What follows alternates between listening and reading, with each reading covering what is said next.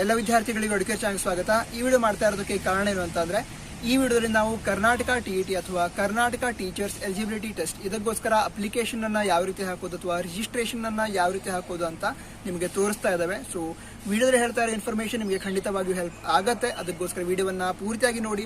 ಮತ್ತು ನೀವು ನಮ್ಮ ಚಾನಲ್ಗೆ ಮೊದಲೇ ಬಾರಿಗೆ ವಿಸಿಟ್ ಮಾಡಿದ್ರೆ ನಮ್ಮ ಚಾನಲ್ನ ಸಬ್ಸ್ಕ್ರೈಬ್ ಮಾಡಿ. ಯಾಕೆ ಅಂತಂದ್ರೆ TET ಎಕ್ಸಾಮ್ ಆಗಿರ್ಬೋದು ಅಥವಾ CTET ಆಗಿರ್ಬೋದು, ಇದ್ರ ಬಗ್ಗೆ ಮುಂದಿನ ಇನ್ಫಾರ್ಮೇಶನ್ಗಳನ್ನು ನಾನು ನಿಮಗೆ ನೀಡ್ತಾ ಇರ್ತೇನೆ. ಅದಕ್ಕೋಸ್ಕರ ನಮ್ಮ ಚಾನಲ್ನ ಸಬ್ಸ್ಕ್ರೈಬ್ ಮಾಡಿ. ವಿಡಿಯೋವನ್ನು ಪ್ರಾರಂಭಿಸೋಣ. ಮೊದಲಿಗೆ ನಿಮ್ಮ ಬ್ರೌಸರನ್ನು ಓಪನ್ ಮಾಡಿ, ಅದರೊಳಗೆ ಸ್ಕೂಲ್ ಎಜುಕೇಷನ್ ಕರ್ನಾಟಕ NIC ಅಂತ ಟೈಪ್ ಮಾಡಿ ಸರ್ಚ್ ಮಾಡಿ. ಆಗ ಇಲ್ಲೊಂದು ವೆಬ್ಸೈಟ್ ಕಾಣುತ್ತೆ, school.education.kar.nic.in ಅಂತ. ಅದನ್ನು ಕ್ಲಿಕ್ ಮಾಡಿ. ಆಗ ಈ ರೀತಿ ಮತ್ತೊಂದು ಪೇಜ್ ಓಪನ್ ಆಗುತ್ತೆ. ಅದನ್ನು ಸ್ಕ್ರಾಲ್ ಡೌನ್ ಮಾಡ್ತಾ ಹೋದರೆ ಇಲ್ಲಿ online application for Karnataka teachers eligibility test 2019 ಅಂತ ಇದೆ. ಅದನ್ನು ಕ್ಲಿಕ್ ಮಾಡಿ. ಆಗ ಮತ್ತೊಂದು ಪೇಜ್ ಓಪನ್ ಆಗುತ್ತೆ. ಇಲ್ಲಿ ಲಾಗಿನ್ ಅಂತ ಕೇಳುತ್ತೆ. ಆ್ಯಕ್ಚುಲಿ ನ್ಯೂ ಯೂಸರ್ ಅಂತ ಹೇಳಿದ್ರೆ ರಿಜಿಸ್ಟ್ರೇಷನ್ ಮಾಡದೇ ಇದ್ದರೆ ನ್ಯೂ ಯೂಸರ್ ಅಂತ ಕ್ಲಿಕ್ ಮಾಡಿ. ಆಗ ಈ ರೀತಿ ಮತ್ತೊಂದು ಪೇಜ್ ಓಪನ್ ಆಗುತ್ತೆ. ಸೊ ಇದರ ನಂತರ ಯಾವ ರೀತಿ ತುಂಬೋದು ಅಂತ ಈಗ ನಾನು ತೋರಿಸ್ತಾ ಇದ್ದೇನೆ. ಅಪ್ಲಿಕೇಶನನ್ನು ಹಾಕೋದಕ್ಕಿಂತ ಮೊದಲು ನೀವು ರಿಜಿಸ್ಟ್ರೇಷನನ್ನು ಮಾಡಬೇಕಾಗತ್ತೆ. ಈಗ ಇಲ್ಲಿ ರಿಜಿಸ್ಟ್ರೇಷನನ್ನು ಮಾಡೋದಕ್ಕೋಸ್ಕರ ಒಂದು ಪೇಜ್ ಓಪನ್ ಆಗುತ್ತೆ. ಅದು ಈಗ ನಿಮ್ಮ ಮುಂದೆ ಇದೆ. ಇಲ್ಲಿ ಯೂಸರ್ ರಿಜಿಸ್ಟ್ರೇಷನ್ ಅಂತ ಇದೆ. ಅಲ್ಲಿ ಕ್ಯಾಂಡಿಡೇಟ್ ನೇಮ್ ಅಂತ ಇದೆ. ನಿಮ್ಮ ಕ್ಯಾಂಡಿಡೇಟ್ ಅಂದರೆ ನಿಮ್ಮ ಹೆಸರನ್ನು ನೀವು ಅಲ್ಲಿ ತುಂಬಬೇಕಾಗತ್ತೆ. ಅದರ ನಂತರ ಮೊಬೈಲ್ ನಂಬರ್ ಅಂತ ಆಪ್ಷನನ್ನು ಕೇಳ್ತಾ ಇದೆ. ಅಲ್ಲಿ ನಿಮ್ಮ ಮೊಬೈಲ್ ನಂಬರನ್ನು ಎಂಟರ್ ಮಾಡಿ. ನಂತರ ಇಮೇಲ್ ಅಂತ ಕೇಳ್ತಾ ಇದೆ. ಅಲ್ಲಿ ನಿಮ್ಮ ಇಮೇಲ್ ಅಡ್ರೆಸ್ಸನ್ನು ಎಂಟರ್ ಮಾಡಿ. ನಂತರ ಯೂಸರ್ ನೇಮ್ ಅಂತ ಕೇಳುತ್ತೆ. ಆವಾಗ ನೀವು ನಿಮ್ಮ ಯೂಸರ್ ನೇಮನ್ನು ಕ್ರಿಯೇಟ್ ಮಾಡಬೇಕಾಗತ್ತೆ. ಅದರ ನಂತರ ಪಾಸ್ವರ್ಡ್ ಕೇಳ್ತಾ ಇದೆ. ಪಾಸ್ವರ್ಡನ್ನು ಎಂಟರ್ ಮಾಡಿ. ಪಾಸ್ವರ್ಡ್ 6 ಕ್ಯಾರೆಕ್ಟರ್ಗಿಂತ ಹೆಚ್ಚಿರಬೇಕು ಅಂತ ಹೇಳಿದ್ರೆ 6 ಡಿಜಿಟ್ಸ್ ಅಥವಾ 6 ಲೆಟರ್ಗಿಂತ ಹೆಚ್ಚಿರಬೇಕು. ಅದರೊಳಗೆ ಒಂದು ಸ್ಪೆಷಲ್ ಕ್ಯಾರೆಕ್ಟರ್ ಅಂತ ಹೇಳಿದ್ರೆ #@ ಈ ರೀತಿ ಅದೊಂದು ಸ್ಪೆಷಲ್ ಕ್ಯಾರೆಕ್ಟರ್ ಕೂಡ ಇರಬೇಕು. ಈ ರೀತಿ ಒಂದು ಪಾಸ್ವರ್ಡನ್ನು ಕ್ರಿಯೇಟ್ ಮಾಡ್ತೀರಾ. ಅದರ ನಂತರ ಅಲ್ಲಿ ಎಂಟರ್ ಪಾಸ್ವರ್ಡ್ ಅಂತ ಇದೆ. ಅಲ್ಲಿ ಮತ್ತೊಂದು ಸಲ ನೀವು ಪಾಸ್ವರ್ಡನ್ನು ಎಂಟರ್ ಮಾಡಿ ಸೇವ್ ಅಂತ ಕ್ಲಿಕ್ ಮಾಡಿ.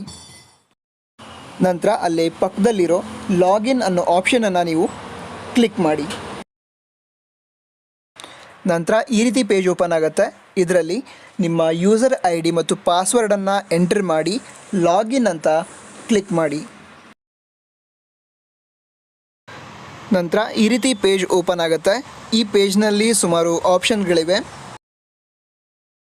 ಇಲ್ಲಿ ನೀವು ನೋಡ್ತಾ ಇರ್ಬೋದು, personal details, education, eligibility test paper, photo and sign, declaration, payment, print, logout ಅಂತ.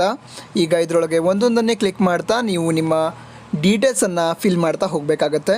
ಈಗ ನಾನು ಝೂಮ್ ಔಟನ್ನು ಮಾಡ್ತಾ ಇದ್ದೇನೆ. ನೀವೀಗ ಪರ್ಸ್ನಲ್ ಡೀಟೇಲ್ಸ್ ಅಂತ ಕ್ಲಿಕ್ ಮಾಡಿದಾಗ ಅಲ್ಲಿ ನೇಮ್ ಅಂತ ಕೇಳುತ್ತೆ. ಅಲ್ಲಿ ನಿಮ್ಮ ಹೆಸರನ್ನು ತುಂಬಬೇಕು. ನಂತರ ಫಾದರ್ಸ್ ನೇಮ್ ಅಂತ ಇದೆ. ಅಲ್ಲಿ ನಿಮ್ಮ ತಂದೆ ಹೆಸರನ್ನು ತುಂಬಬೇಕು. ಅದೇ ರೀತಿ ಡೇಟ್ ಆಫ್ ಬರ್ತ್ ಅಂತ ಕೇಳ್ತಾ ಇದೆ. ಅದರಲ್ಲಿ ನೀವು ಫಸ್ಟ್ ಡೇಟನ್ನು, ನಂತರ ಮಂತನ್ನು, ಕೊನೆಯಲ್ಲಿ ಇಯರನ್ನು ಎಂಟ್ರಿ ಮಾಡಬೇಕಾಗತ್ತೆ. ಅದರ ನಂತರ ಕ್ಯಾಟಗರಿಯನ್ನು ಕೇಳುತ್ತೆ. ನಿಮ್ಮ ಕ್ಯಾಟಗರಿಯನ್ನು ಫಿಲ್ ಮಾಡಬೇಕು. ನಂತರ ಅಡ್ರೆಸ್ಸನ್ನು ಕೇಳುತ್ತೆ. ಅಲ್ಲಿ ನಿಮ್ಮ ಅಡ್ರೆಸ್ಸನ್ನು ಫಿಲ್ ಮಾಡಬೇಕು. ಅದೇ ರೀತಿ ಡಿಸ್ಟ್ರಿಕ್ಟನ್ನು ಕೇಳುತ್ತೆ. ಅಲ್ಲಿ ನಿಮ್ಮ ಡಿಸ್ಟ್ರಿಕ್ಟನ್ನು ಎಂಟರ್ ಮಾಡಬೇಕು. ನಂತರ ಜೆಂಡರನ್ನು ಕೇಳುತ್ತೆ. ಸೊ ಜೆಂಡರನ್ನು ಎಂಟರ್ ಮಾಡಬೇಕು. ಅದರ ನಂತರ ಮದರ್ಸ್ ನೇಮ್ ಅಂತ ಇದೆ.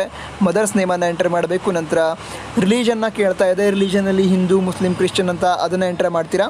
ನಂತರ ಕಾಸ್ಟ್ ಅಂತೂ ಕೂಡ ಅದರೊಳಗೂ ಕೂಡ ಬೇರೆ ಬೇರೆ ಬರುತ್ತೆ. ಅದನ್ನು ಕೂಡ ಎಂಟರ್ ಮಾಡ್ತೀರಾ. ಅಂತ ಹೇಳಿದ್ರೆ ಹಿಂದೂ, ಕುಮಾರ್, ಪಂಥ್ ಈ ರೀತಿ ಬೇರೆ ಬೇರೆ ಬರುತ್ತೆ. ಈ ರೀತಿ ಅದನ್ನು ಎಂಟ್ರಿ ಮಾಡ್ತೀರ. ಅಂತ ಸ್ಟೇಟ್ ಕೇಳುತ್ತೆ. ಸ್ಟೇಟ್ ಇದ್ದಲ್ಲಿ ನಿಮ್ಮ ಸ್ಟೇಟನ್ನು ಸೆಲೆಕ್ಟ್ ಮಾಡಿ. ನಂತರ ಪಿನ್ ಕೋಡ್ ಇದ್ದಲ್ಲಿ ನಿಮ್ಮ ಪಿನ್ ಕೋಡನ್ನು ಎಂಟ್ರ್ ಮಾಡಿ ಸೇವ್ ಅಂತ ಕ್ಲಿಕ್ ಮಾಡಿ. ನಂತರ ಎಜುಕೇಷನ್ ಅನ್ನೋ ಆಪ್ಷನನ್ನು ಕ್ಲಿಕ್ ಮಾಡಿದಾಗ ಅಲ್ಲಿ ನೀವು SLC, PUC ಮತ್ತು ಡಿಗ್ರಿ ಡೀಟೇಲ್ಸನ್ನು ತುಂಬಬೇಕಾಗತ್ತೆ. ರಿಜಿಸ್ಟರ್ ನಂಬರ್ ಆಗಿರ್ಬೋದು ಅಥವಾ ಯೂನಿವರ್ಸಿಟಿ ಅಂದರೆ ಡಿಗ್ರಿದಾಗಿದ್ದರೆ ಯೂನಿವರ್ಸಿಟಿ ಆಗಿರ್ಬೋದು ಅಥವಾ ಪರ್ಸೆಂಟೇಜ್ ಆಗಿರ್ಬೋದು. ಈ ರೀತಿ ಡೀಟೇಲ್ಸನ್ನು ಕೇಳುತ್ತೆ. ಅದನ್ನು ನೀವು ಎಂಟ್ರ್ ಮಾಡಬೇಕಾಗತ್ತೆ. ಅದೇ ಪೇಜನ್ನು ಕೆಳಗೆ ಸ್ಕ್ರೋಲ್ ಮಾಡಿದರೆ BEd ಡೀಟೇಲ್ಸನ್ನು ತುಂಬೋದಕ್ಕೂ ಕೂಡ ಅದು ಆಪ್ಷನನ್ನು ಕೇಳುತ್ತೆ. ಅಲ್ಲಿ ನಿಮಗೆ ಅಪಿಯರಿಂಗ್ ಮತ್ತು ಪಾಸ್ಡ್ ಅಂತ 2 ಆಪ್ಷನ್ ಇದೆ. ನೀವು BEd ಇದುವರೆಗೆ ಕೋರ್ಸ್ ಮುಗಿದಿಲ್ಲ, 3rd ಸೆಮ್ ಅಥವಾ 4th ಸೆಮ್ಮಲ್ಲಿ ಇದ್ದೀರಿ ಅಂತ ಹೇಳಿದ್ರೆ ನಿಮಗೆ ಅಲ್ಲಿ ಅಪಿಯರಿಂಗ್ ಅಂತ ಕೊಡಬೇಕಾಗತ್ತೆ. ಅದು BEd ಕಂಪ್ಲೀಟ್ ಆಗಿದ್ದರೆ ಪಾಸ್ಡ್ ಅಂತ ಕೊಡಬೇಕಾಗತ್ತೆ. ಸೊ ಅದರ ನಂತರ BEd ರಿಜಿಸ್ಟರ್ ನಂಬರ್ ಆಗಿರ್ಬೋದು ಅಥವಾ ನಿಮ್ಮ ಸ್ಟೇಟ್ ಆಗಿರ್ಬೋದು ಮತ್ತು ಯಾವ ರೀತಿ ಕಾಲೇಜ್ ಅಂದರೆ ಗೌರ್ಮೆಂಟ್ ಏಡೆಡ್ ಈ ರೀತಿ ಅದರ ಡೀಟೇಲ್ಸನ್ನು ತುಂಬಬೇಕಾಗತ್ತೆ. Year of admission, year of passing ಮತ್ತು ನೀವು ಎಷ್ಟು ಪರ್ಸೆಂಟೇಜನ್ನು ಮಾಡಿದ್ದೀರಾ ಅದರ ಡೀಟೇಲ್ಸನ್ನು ಕೂಡ ನೀವು ತುಂಬಬೇಕಾಗತ್ತೆ. ನಂತರ ಎಲಿಜಿಬಿಲಿಟಿ ಆ್ಯಂಡ್ ಟೆಸ್ಟ್ ಅಂತ ಆಪ್ಷನ್ ಇದೆ, ಅದನ್ನು ಕ್ಲಿಕ್ ಮಾಡಿದರೆ ಮೊದಲಿಗೆ ಎಲಿಜಿಬಿಲಿಟಿ ಟೆಸ್ಟನ್ನು ಕೇಳುತ್ತೆ. ಅದರೊಳಗೆ ನೀವು ಯಾವ ಸೆಂಟ್ರ್ನಲ್ಲಿ ಎಕ್ಸಾಮನ್ನು ಬರೆಯೋದಕ್ಕೆ ಇಷ್ಟಪಡ್ತೀರೋ ಆ ಸೆಂಟ್ರನ್ನು ನೀವು ಸೆಲೆಕ್ಟ್ ಮಾಡ್ಕೊಳ್ಬೇಕಾಗತ್ತೆ. ಅದರ ನಂತರ ಪೇಪರ್ 1 ಮತ್ತು ಪೇಪರ್ 2 ಅಂತ ಇದೆ. ನೀವು ಯಾವ ಪೇಪರನ್ನು ಬರೀಲಿಕ್ಕೆ ಇಷ್ಟಪಡ್ತೀರಾ ಅದನ್ನು ಸೆಲೆಕ್ಟ್ ಮಾಡ್ಕೊಳ್ಬೇಕಾಗತ್ತೆ. 2 ಪೇಪರನ್ನು ಕೂಡ ಸೆಲೆಕ್ಟ್ ಮಾಡ್ಕೊಳ್ಬಹುದು ಅಥವಾ ಯಾವುದಾದ್ರು ಒಂದು ಪೇಪರನ್ನು ಕೂಡ ನೀವು ಸೆಲೆಕ್ಟ್ ಮಾಡ್ಕೊಳ್ಬಹುದು. ಅದರ ನಂತರ ಸೇವ್ ಅಂತ ಕ್ಲಿಕ್ ಮಾಡಬೇಕು. ಸೇವ್ ಅಂತ ಕ್ಲಿಕ್ ಮಾಡಿದಾಗ ಹೆಚ್ಚಿನ ಆಪ್ಷನ್ಗಳು ನಮಗೆ ಕಾಣುತ್ತೆ. ಅಲ್ಲಿ ನೀವೀಗ ಪೇಪರ್ 2 ಸೆಲೆಕ್ಟ್ ಮಾಡಿದ್ದೇನೆ ನಾನು. ನಂತರ ಇಲ್ಲಿ ಫಸ್ಟ್ ಲ್ಯಾಂಗ್ವೇಜನ್ನು ಕನ್ನಡ ಅಂತ ಸೆಲೆಕ್ಟ್ ಮಾಡಿದ್ದೇನೆ. ಅದರ ನಂತರ ಸೆಕೆಂಡ್ ಲ್ಯಾಂಗ್ವೇಜ್ ಇಂಗ್ಲೀಷ್ ಅಂತ ಸೆಲೆಕ್ಟ್ ಮಾಡಿದ್ದೇನೆ. ನೀವು ನಿಮಗೆ ಯಾವ ರೀತಿ ಬೇಕೋ ಆ ರೀತಿ ಸೆಲೆಕ್ಟನ್ನು ಮಾಡ್ಕೊಳ್ಬಹುದು. ಅದೇ ರೀತಿ ಆಪ್ಷನಲ್ ಸಬ್ಜೆಕ್ಟ್ ಮ್ಯಾಥಮೆಟಿಕ್ಸ್ ಮತ್ತು ಸೈನ್ಸ್ ಅಂತ ಇರುತ್ತೆ, ಮತ್ತೊಂದು ಆರ್ಟ್ಸ್ ಅವ್ರಿಗೆ ಯಾವುದೊಂದು ಇರುತ್ತೆ. ಸೊ ಅದನ್ನು ಸೆಲೆಕ್ಟ್ ಮಾಡ್ಕೊಳ್ಳಿ. ನಂತರ ನೀವು ಯಾವ ಮೀಡಿಯಮ್ನಲ್ಲಿ ಎಕ್ಸಾಮನ್ನು ಬರೆಯೋದಕ್ಕೆ ಇಷ್ಟಪಡ್ತೀರಾ, ಕನ್ನಡ ಮೀಡಿಯಮ್ ಆಗಿರ್ಬೋದು ಅಥವಾ ಹಿಂದಿ ಮೀಡಿಯಮ್ ಆಗಿರ್ಬೋದು ಅಥವಾ ಇಂಗ್ಲೀಷ್ ಮೀಡಿಯಮ್, ಯಾವುದೋ ಒಂದು ಲ್ಯಾಂಗ್ವೇಜನ್ನು ನೀವು ಸೆಲೆಕ್ಟ್ ಮಾಡಿಕೊಂಡು ಅದನ್ನು ಸೇವ್ ಅಂತ ಕೊಡಬೇಕಾಗತ್ತೆ.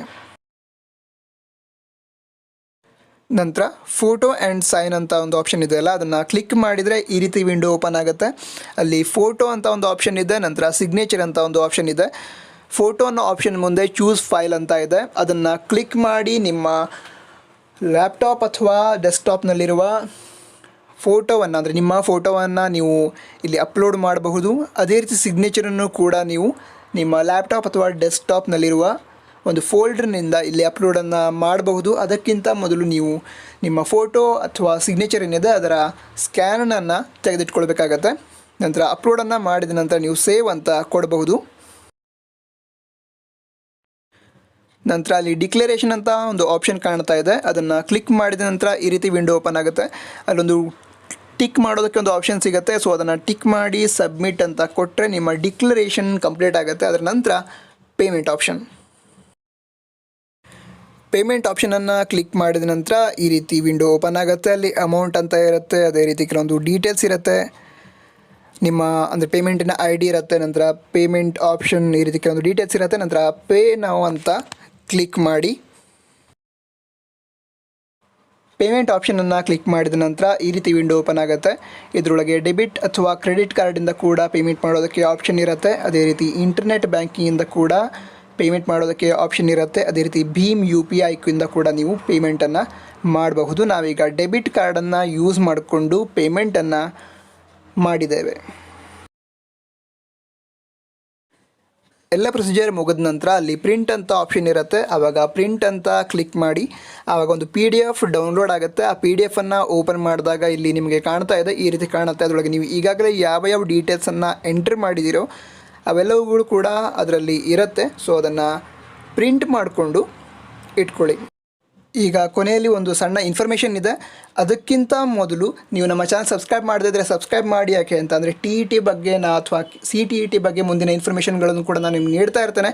ಅದಕ್ಕೋಸ್ಕರ ನಮ್ಮ ಚಾನಲನ್ನು ನೀವು ಮೊದಲನೇ ಬಾರಿಗೆ ವಿಸಿಟ್ ಮಾಡಿದ್ದಿದ್ರೆ ಸಬ್ಸ್ಕ್ರೈಬ್ ಮಾಡಿ. ಈಗ ಕೊನೆಯದಾಗಿ ಏನು ಅಂತ ಆದರೆ, ನೀವೆಲ್ಲ ಪ್ರೊಸೀಜರನ್ನು ಮುಗಿಸಿದ ನಂತರ ಅಥವಾ ರಿಜಿಸ್ಟ್ರೇಷನನ್ನು ಮಾಡಬೇಕಾದ್ರೆ ನಿಮಗೆ ನಿಮ್ಮ ಮೊಬೈಲ್ಗೆ ಒಂದು ಮೆಸೇಜ್ ಬಂದಿರುತ್ತೆ. ಅದರೊಳಗೆ ನಿಮ್ಮ ಯೂಸರ್ ID ಮತ್ತು ಪಾಸ್ವರ್ಡ್ ಇರುತ್ತೆ. ಸೊ ಅದನ್ನು ನೀವು ಯಾವಾಗಲೂ ಡಿಲೀಟ್ ಮಾಡೋದಕ್ಕೆ ಹೋಗಬೇಡಿ. ಅಟ್ಲೀಸ್ಟ್ ನಿಮ್ಮ ಎಕ್ಸಾಮ್ ಮುಗಿಯೋ ತನಕ ಅಂತೂ ಈ ಯೂಸರ್ ID ಮತ್ತು ಪಾಸ್ವರ್ಡ್ ಏನು ನಿಮ್ಮ ಮೊಬೈಲಿಗೆ ಬಂದಿರುತ್ತೆ ಅದನ್ನು ಡಿಲೀಟ್ ಮಾಡಬೇಡಿ ಮತ್ತು ಅದನ್ನು ಸೇಫಾಗಿ ಎಲ್ಲರಿಂದ ಸೆಕ್ಯೂರ್ ಆಗಿ ಇಟ್ಕೊಳ್ಳಿ. ನಿಮ್ಮೆಲ್ಲರ ಎಕ್ಸಾಮ್ ಚೆನ್ನಾಗಾಗಲಿ. All the best. ಜೈ ಹಿಂದ್, ವಂದೇ ಮಾತರಂ.